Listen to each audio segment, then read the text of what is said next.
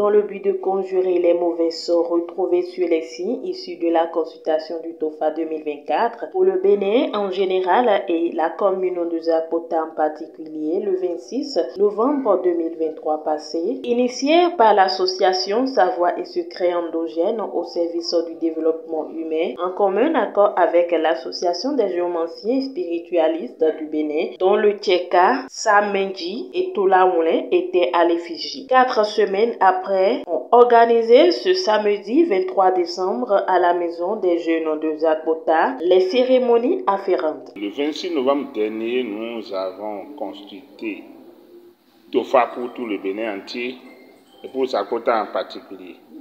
Donc quand on consulte de façon normale, on doit faire les sacrifices afférents, les cérémonies afférentes. C'est pourquoi aujourd'hui, 23 décembre 2023, on a organisé la cérémonie Vossissa du TOFA 2024 qu'on avait consulté depuis le dimanche 26 novembre 2023.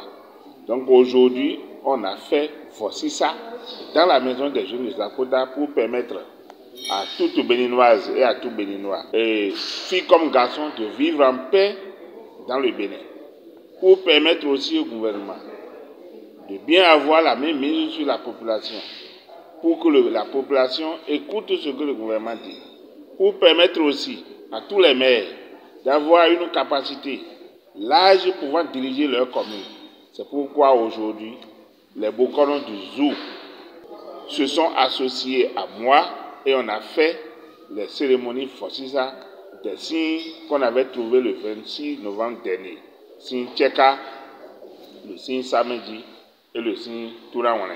Des prêtres de Fa venus de toutes les communes du département du Zou pour apporter le pierre à l'édifice à cette cérémonie de sacrifice. Ouda Azemgede, cette cérémonie est capitale pour une paix durable et la prospérité en 2024. L'utilité de Vossissa aujourd'hui, c'est pour permettre à la population de vivre en paix, d'être à l'aise, permettre au gouvernement d'avoir la même mise sur la population et gérer la population telle que cela se doit.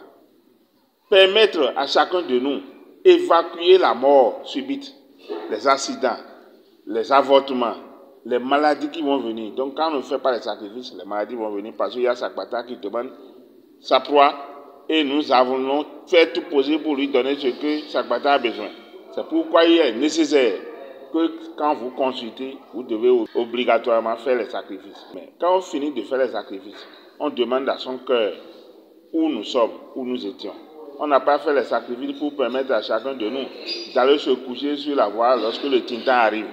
Non, on n'a pas fait le sacrifice pour permettre à chacun de nous de prendre le fusil et tirer sur l'autre. Non, on n'a pas fait le sacrifice pour permettre à chacun de nous d'aller voler le cabri d'autrui. Non, on n'a pas fait le sacrifice pour permettre à qui que ce soit d'aller avorter. Non, on n'a pas fait sacrifice pour permettre à qui que ce soit d'écrire contre le gouvernement ou bien d'aller contre les décisions du gouvernement. Non, nous on a fait le sacrifice seulement pour évacuer le danger, pour permettre à la population de vivre en paix, d'avoir une paix longue pour mieux vivre dans le Bénin. Aucun politicien, mouvancier comme opposant, n'est venu en aide pour nous. Je ne me suis rapproché aucun des politiciens, mouvanciers comme opposants, pour demander qui que ce soit, parce que quand tu te rapproches de ceux-là, ils vont dire que tu fais un phare politisé. Mais je ne veux pas avoir ce nom que je suis en train de consulter pour faire la politique. Je ne fais pas la politique à aucune personne. Je ne la ferai à aucune personne. Je ne suis pas mouvancier.